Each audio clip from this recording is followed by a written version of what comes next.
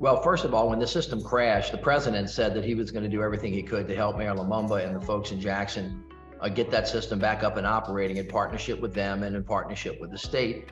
And of course, sent down the Corps of Engineers, FEMA, and all of government approach, EPA. I went down there. We had a team of folks on the ground with the mayor and the governor and other folks. Monies had already been sent down, 25 million very early, another 450 million to the state and 75 million on top of that.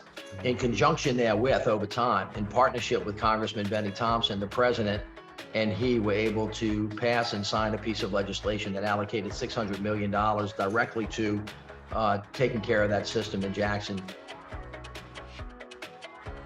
Hey, TheGrio fam, it's Gerren Keith Gaynor, White House correspondent and managing editor of politics at TheGrio. And I'm here with Mayor Mitch Landrieu, the former mayor of New Orleans, Louisiana, but he is now the senior advisor to President Biden and the coordinator for the Infrastructure Investment and Jobs Act.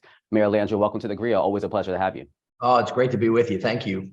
So today, the White House announced $115 million going toward Jackson, Mississippi to repair its water infrastructure. This is a part of a larger $600 million that was appropriated by Congress for Jackson, which has, we remember, had days without water due to near collapse of their infrastructure. Tell us how these dollars are being used on the ground and why it's so critical to help rebuild Jackson, Mississippi's water infrastructure. Well, first of all, when the system crashed, the president said that he was going to do everything he could to help Mayor Lumumba and the folks in Jackson get that system back up and operating in partnership with them and in partnership with the state. And of course, sent down the Corps of Engineers, FEMA, and all of government approach, EPA. I went down there. We had a team of folks on the ground with the mayor and the governor and other folks. Monies had already been sent down, 25 million very early, another 450 million to the state and 75 million on top of that. In conjunction therewith, over time, in partnership with Congressman Benny Thompson, the president and he were able to pass and sign a piece of legislation that allocated $600 million directly to taking care of that system in Jackson, Mississippi. And so this money is going to hit the ground as we speak. There's a third-party administrator there now working with the mayor and the congressman and the city council members in the state, making sure that this money is invested appropriately so the folks in Jackson can have clean air and safe water, which, as the president says, is a right that every American should enjoy. And in terms of the severity of the breakdown of Jackson's water infrastructure, how bad is it in comparison to other water infrastructure breakdowns that we know exist, like in Selma and Flint, for example? Is what's happening in Jackson the worst of the worst? Well, it's hard to compare bad, but the water infrastructure all over the country in certain cities. I was the mayor of New Orleans. Our sewer water system is really, really old. We were bleeding 40% of our water after Katrina. We had really terrible problems with generating power and then catching up. Jackson is the same way. Flint, of course, everybody knows about the challenges, but we have successfully over time helped cure the challenges in Flint. I was actually in Selma not too long ago at the request of the president, doing the same thing, working with the mayor to talk about not just the sewer system, but getting this money down to the ground so communities, especially communities of color, communities that have been left out over time, don't get left behind. So this is a real serious problem across the whole nation. There are lots and lots and lots of water systems that are primarily local functions, by the way. They're not federal functions, but the federal government definitely has a role. And as a part of the bipartisan infrastructure law, there's a significant amount of money that can flow to the states through EPA to help with water and sewer systems in cities, in rural towns and communities in the South, the North, and across the Midwest. So it's important to the president that we lean forward. And this is one example of how he's delivering on a promise that he made, again, in partnership with Congressman Benny Thompson, who led the effort on the House side, but the president was thrilled to sign it and to make sure that his team was where we need to be for as long as it takes. And Jackson obviously is a predominantly Black city with a poverty rate that is nearly 3 times the national rate. Given the economic state of Jackson, which is also having challenges with debt, how important is it for the federal government to help it rebuild and be solvent? Well, I think it's critically important. Listen, it's primarily a local concern, but sometimes the federal government says, hey, I don't know who you are. I've never met you before. And hey, there's no responsibility here. That's not what this president has said.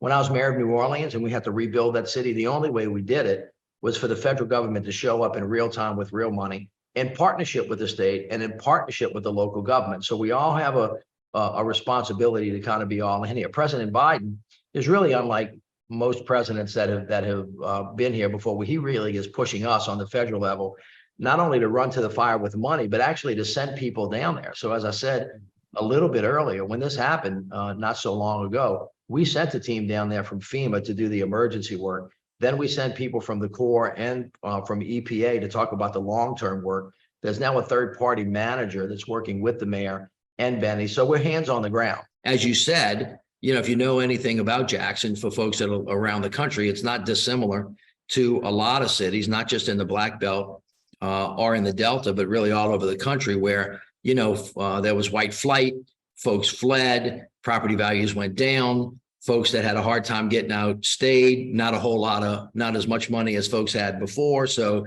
deteriorating systems. The country's not, during that period of time also, writ large, stopped investing in infrastructure. That's what the whole infrastructure bill is about. And that's why the president passed this $1.2 trillion investment to kind of reverse that trend. And that's one of the things that me and my team are working on in partnership with the governors and the mayors. And of course, Jackson really is at the president at the top of the mind all the time. He asks about it and we're working on it. And of course, the congressman, as I've said before, has been of tremendous help to us in this regard. And lastly, I know that the administration launched invest.gov, a site where Americans can track all of the investments and projects that are underway from the bipartisan infrastructure law. What can you tell us about the current projects and the estimate of projects that are currently underway, especially for Black and Brown communities who are eager to see those improvements in their communities? Well, we're really proud of that piece of work. I'll give you 3 websites to look at. One is build.gov. The other is invest.gov.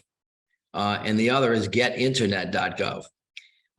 Those 3 websites contain all the information that reflects all of the work that we've done in the last 18 months to make sure that this money gets down to the ground where it counts for the folks who need it most. And that, of course, has an equity lens on it. So we're specifically talking about Brown and Black communities and communities in rural areas. As I mentioned before, the Black Belt, the Delta. Really, I was out in the Yuma Valley, the other day as well. The president really wants to make sure that, as he likes to say, we can't do anything if we don't do it together. So everybody needs to be included. In the last 18 months, just to give you a little thumbnail sketch, we have 32,000 projects that are in the process of being funded across the country. We have projects in 4,500 communities in all 50 states, all the territories, and in DC. We've pushed $212 billion out of the door. And so and because of the equity lens, there is money in transit, so folks can get to and from work. There's money in clean air and safe water, including money to get rid of lead pipes, money to make sure that people have indoor plumbing, money to make sure that we have transit buses that we call clean school buses, so that you don't have to get off of the back of that bus and have that exhaust just bring you to your knees like you're a kid. You remember this if you caught the school bus to school, to make sure that these kids have what they need: high-speed internet in communities so kids can have access to knowledge. So if you go to getinternet.gov, if you're living at or below 200% of the poverty level, you can basically have free internet, high-speed internet, because of this bill. We have a massive amount of money in this bill that's gone across the country to clean up abandoned mine lands, orphan wells, waterways that have been polluted. And if you live in a community of color and you live on the other side of the tracks, there's a lot of this stuff there, as you know. And also there's money to kind of, if you live in a rural area, you get this really easily, and in some urban areas as well. Lots of railroad crossings that are unsafe, where thousands of people every year injured because we're tired of waiting for the trains, or kids try to cross, or their car accidents, or all the dangers that happen at what they call at-grade rail crossings. We're fixing those as well. So if you go on that site, that Invest in America site, what you will see is all of the projects. And then the private sector, as you know, if you put a little federal money in, private sector shows up.